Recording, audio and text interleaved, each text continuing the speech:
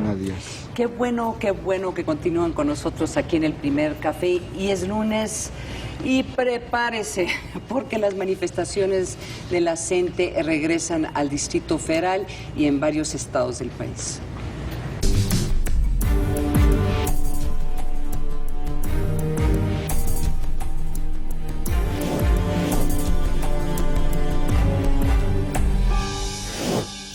Ante la marcha programada para el día de hoy en Oaxaca por integrantes de la Coordinadora Nacional de Trabajadores de la Educación, CENTE, el comisionado de la Policía Federal, Enrique Galindo, adelantó que podrían hacer uso racional de la fuerza en caso de que la actitud de los maestros se torne beligerante.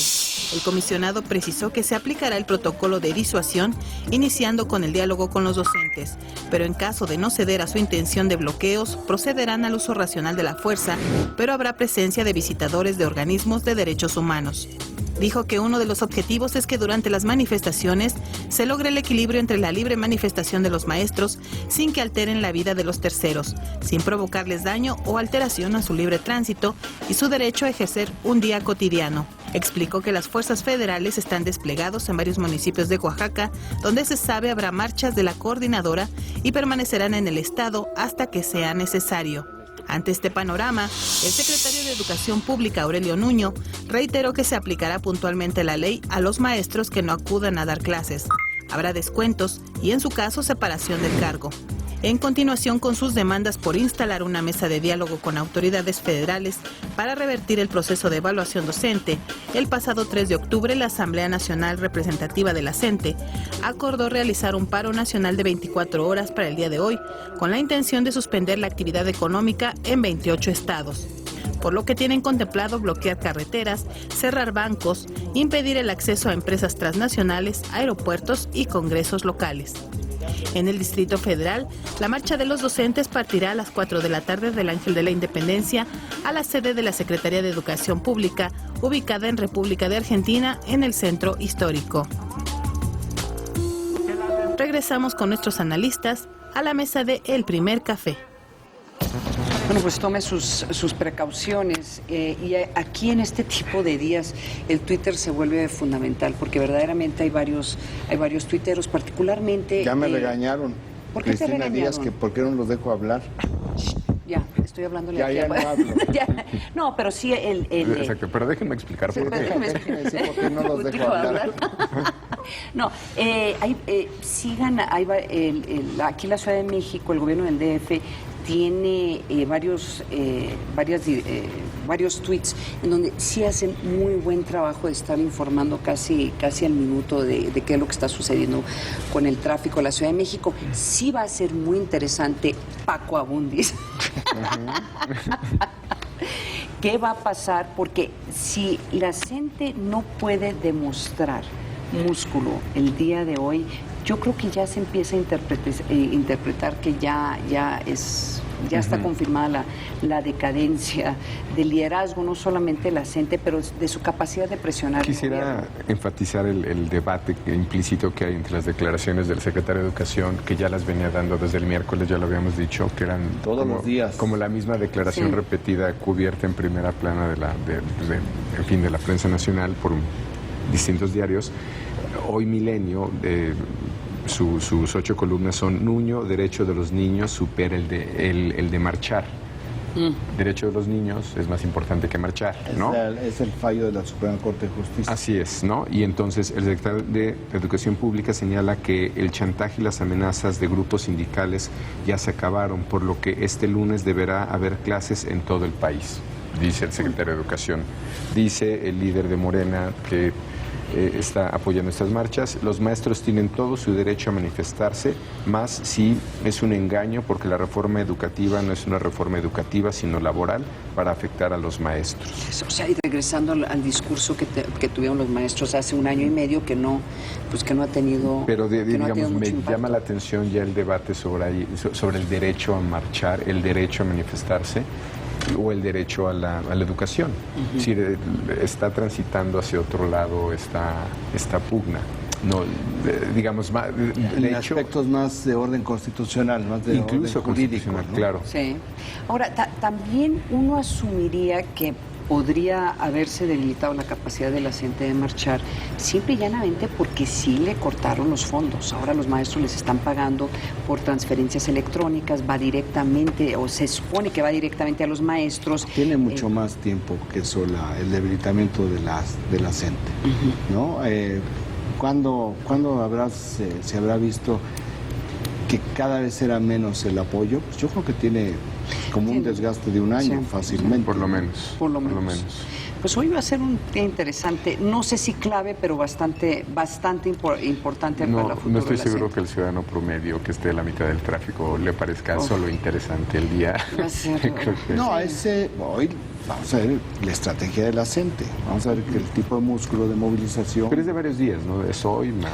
Sí, nada más que hoy tiene que arrancar muy bien, tiene que arrancar muy fuerte, muy sólido para poder tener este espacio político para que se reduzca. Tú decías que la estrategia va a ser 48 horas y 48 horas. Lo que pasa es que no pueden estar más de 3 días fuera de. Claro. O sea, ¿cómo lo van a sostener? Sí es la ley.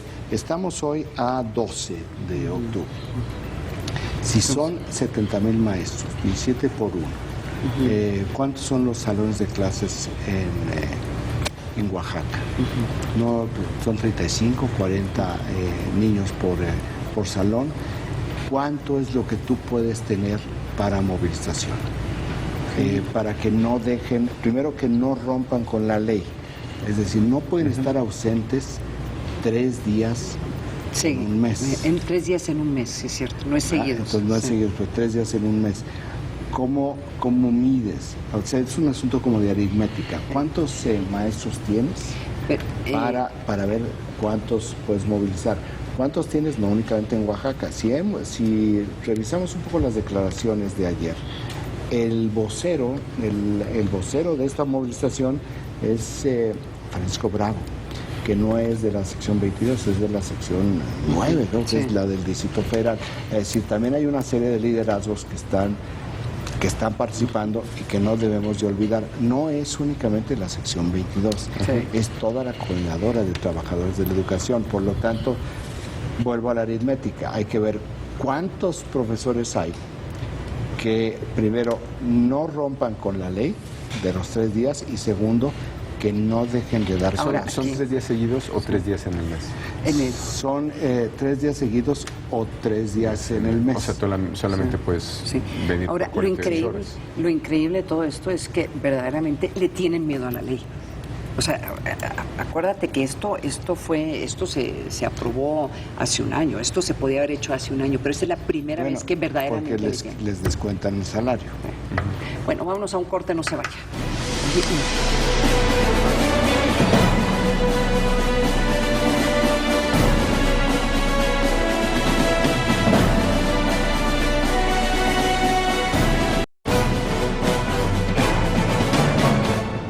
Ya tres semanas de que llegue la Fórmula 1 al país, el automovilismo dejó la buena noticia de un mexicano.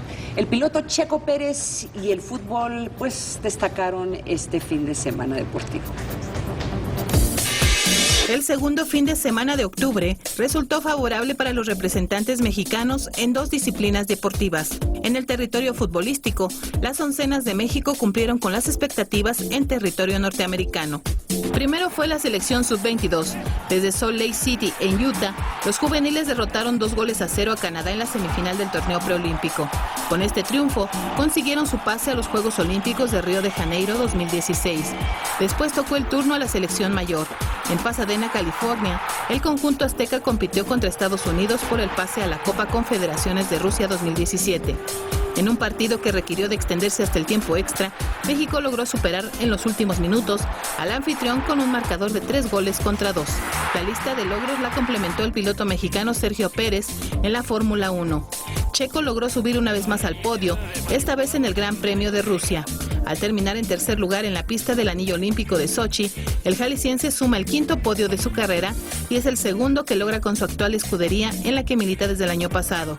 El triunfo del piloto fue reconocido en Twitter por el presidente de México, Enrique Peña Nieto. Regresamos con nuestros analistas a la mesa de El Primer Café. Ahí les dejo a ustedes para que hablen sobre la nota nota deportiva. No, una gran suerte para Checo Pérez, porque hay que decir, no es un asunto de manos, es un asunto de automóvil. Gracias, él iba en quinto lugar en la última vuelta. Gracias a a que chocaron los dos que iban enfrente de él, logró, es mucha suerte porque él no tuvo nada que ver, porque el automóvil no da. O sea, el automóvil de Checo Pérez es segunda, es para la tabla media de la Fórmula 1, no está en este bloque de automóviles. Hay que decir que entre el primero y el 10º lugar en la Fórmula 1, la diferencia entre ellos es de menos de un segundo. Es decir, no es, aquí el automóvil y las estrategias sí son importantes, tuvo muy buena estrategia, pero aquí la suerte le dio el podio porque chocaron dos autos que sí están en la primera línea de la Fórmula 1.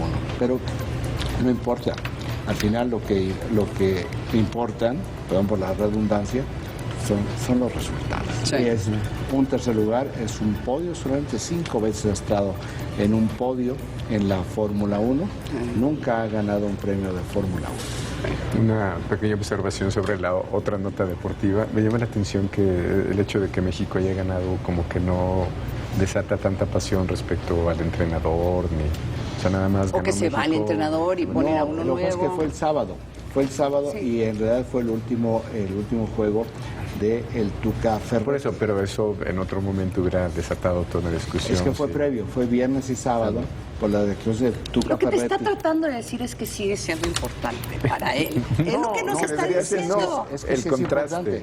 Sí es importante, lo que digo es que esa discusión sí se dio sábado y domingo, viernes y sábado. Seguimos con el análisis de las cosas importantes aquí en el primer café, a 3 semanas de que se lleven a cabo las elecciones legislativas en Turquía. Tuvo lugar el mayor ataque terrorista perpetrado en ese país, donde murieron casi 100 personas.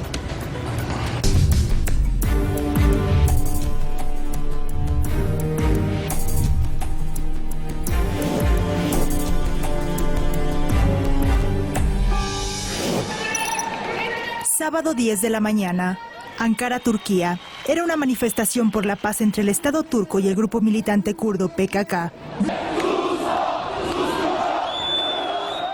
Y terminó de la peor manera posible. Minutos después de la primera explosión, vino una segunda fuera de la estación de tren. Patlama anında patlama olmadı. Bütün gençler, kadınlar, analar, babalar hepsi halay tutuyordu. 95 personas murieron y unas 246 están heridas. La cifra puede aumentar por la gravedad de los hospitalizados. El gobierno declaró 3 días de luto. Hoy, la situación se volvió tensa cuando la policía lanzó gases lacrimógenos y golpeó a varios manifestantes que acudieron a la plaza de Ankara para honrar a las víctimas y depositar flores en el lugar del atentado. Tras negociaciones, finalmente la policía abrió las barricadas y permitió el paso de algunos grupos. Dün bu alanda bu saatlerde miting yapıyor olacaktık.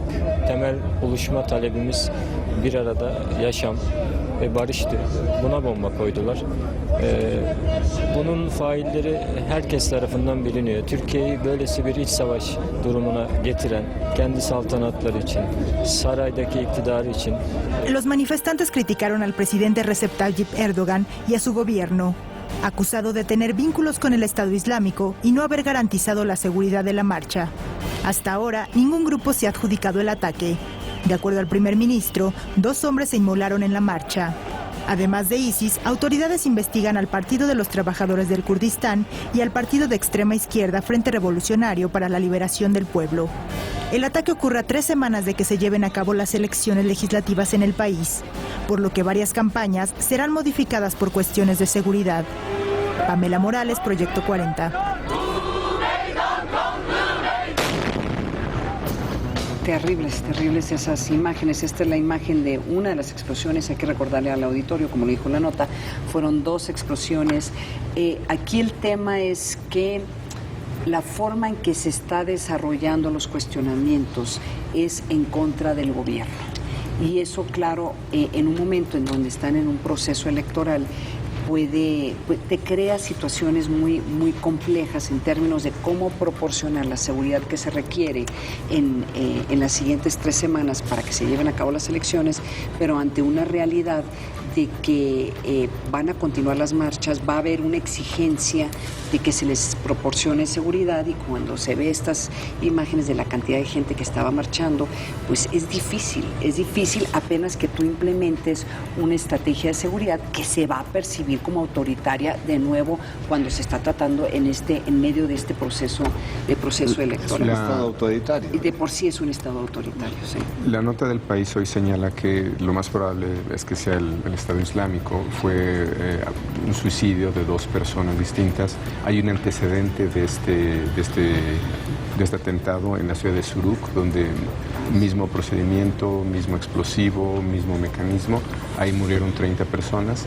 Y sí, como bien señalas o como dice la nota, el tema va sobre la responsabilidad de problemas de inteligencia. Omisión, otra vez, un tema de falta de policía, de fuerza pública. Y ciertamente cuestiona mucho al gobierno en la protección de los ciudadanos. ¿Fue en la capital? Y en un país que en principio está en guerra. Sí. Es decir, para efectos prácticos, Turquía está en guerra con el Estado Islámico. Sí. Entonces sí creo que, esto parece que está fuera de contexto, pero es un atentado al final de un país que está, o porque presta su espacio aéreo a los rusos, o porque desde ahí están despegando los aviones estadounidenses, pero finalmente esta nota creo que se tiene que poner en un contexto de guerra. Se pone en un contexto recordándole al auditorio qué le pasaron a estos mexicanos que murieron, aunque fue en el desierto, pero de nuevo recordándole, y esto no justifica para nada lo que hizo el gobierno egipcio, pero es un país que está en guerra. Vamos a otros asuntos para platicar sobre el panorama bursátil de México y el resto del mundo. Nos enlazamos vía telefónica con nuestra compañera Ángeles Aguilar. Buenos días, Ángeles. Hola, ¿qué tal? Muy buenos días, Ana María, Paco y Raimundo. Fue luego de que la semana pasada estuviera marcada por un cambio en la expectativa de que la Reserva Federal en los Estados Unidos subiera sus tasas, lo que llevó a los mercados a registrar un rally con ganancias y la apreciación de muchas divisas frente al dólar. En los próximos días los mercados van a tener los ojos puestos en buena medida en los resultados empresariales. Hoy, por ejemplo, se da la mayor compra en el ámbito tecnológico, pues se hizo de la empresa de almacenamiento de datos EMC con 67 mil millones de dólares.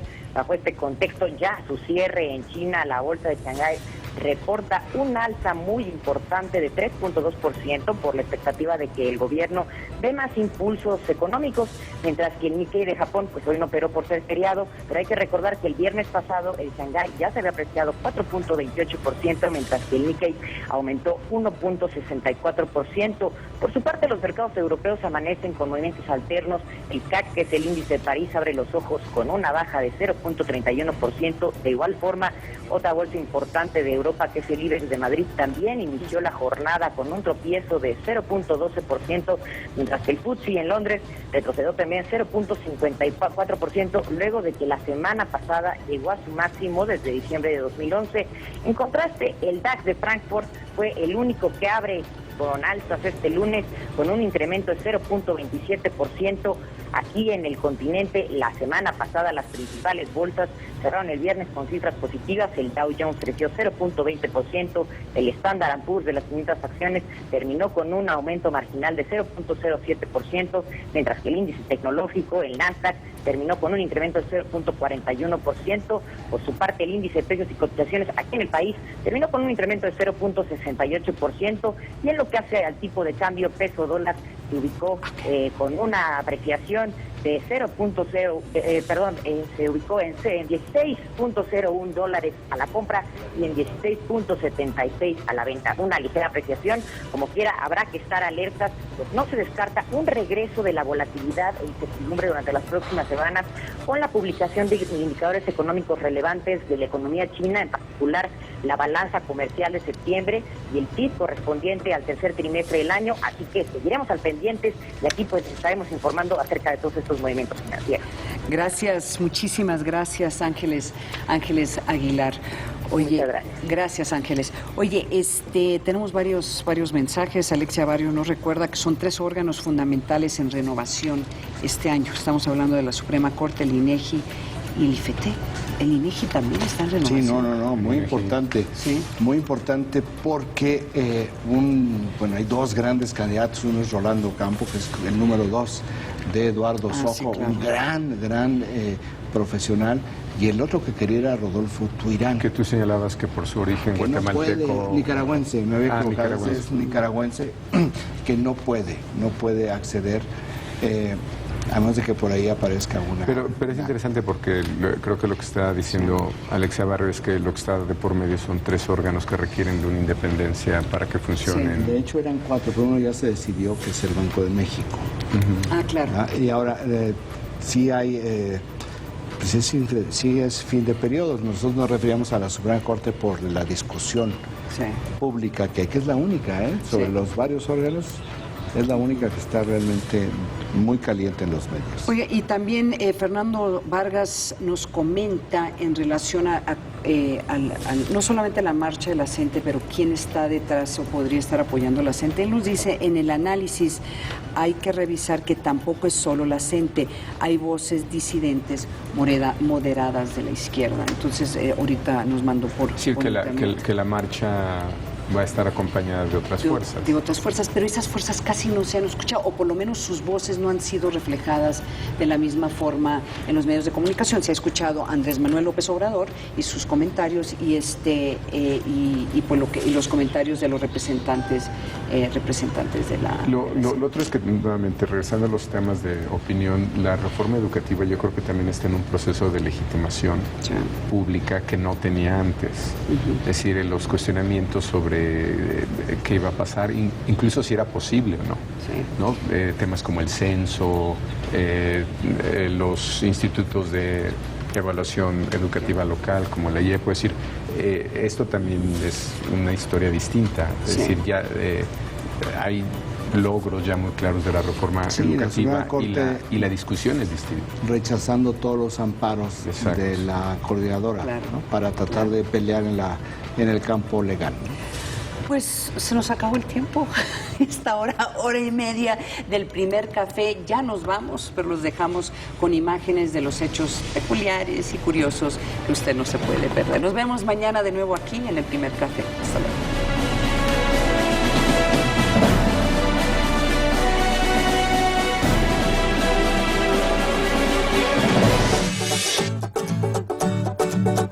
Ya nos vamos, pero esto no se lo puede perder.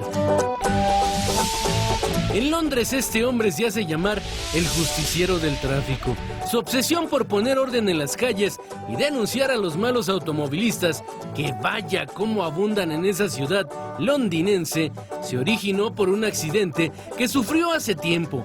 Cada falta, este justiciero del tráfico lo marca sacando una tarjeta roja y la denuncia a través de las cámaras de video que porta en su casco. Al principio solo era él quien hacía las denuncias, pero ante el creciente número de accidentes de ciclistas, hubo otros que se unieron a la causa y hacen sus reportes a la policía.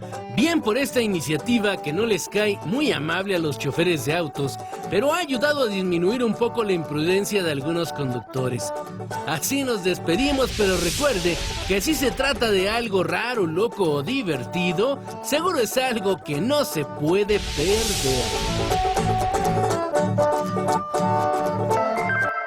Disfruta con nosotros una buena taza de café. Uno casi puede predecir que va a aumentar en los homicidios y la violencia.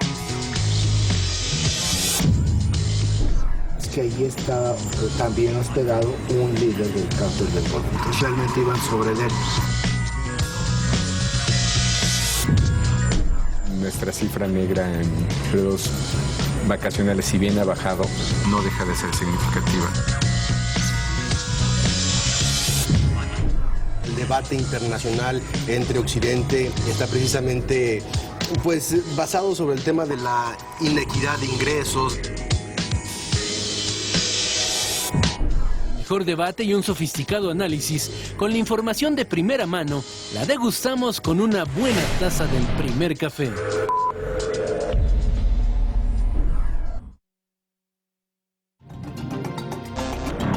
hace unas semanas aquí en Brownsville con representantes de los dos países, fue uno de los eventos más esperados. Y hoy creo que es un símbolo, sin duda, de la relación, que hay buena relación entre ambos países, entre ambos gobiernos. Bueno, eso será en Texas, porque aquí en la legislatura estatal de Carolina del Norte algo diametralmente opuesto está ocurriendo, tanto que toda esta gente lleva protestando días y días. Primero fue para que el Congreso estatal no aprobara la ley HB 318, que no solo prohibiría la ciudad de santuario, hay 4 en Carolina del Norte, sino que también haría que las policías detengan a los sospechosos de estar indocumentados en su territorio. Y además, la nueva ley dejaría de reconocer los documentos de identidad que se expiden en todos estos consulados de México en el país. Los otros documentos de identidad que otros países otorgan serían desconocidos e invalidados también. Y nada más escuche usted lo que han dicho en la legislatura.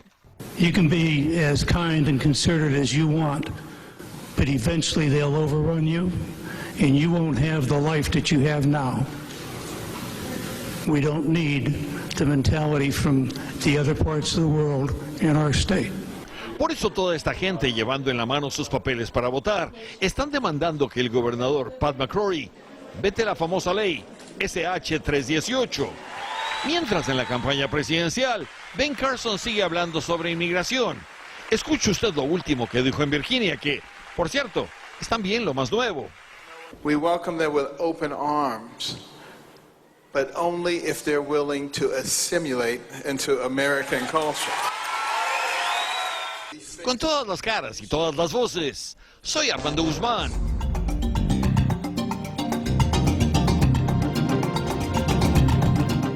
¿Tiene dolor en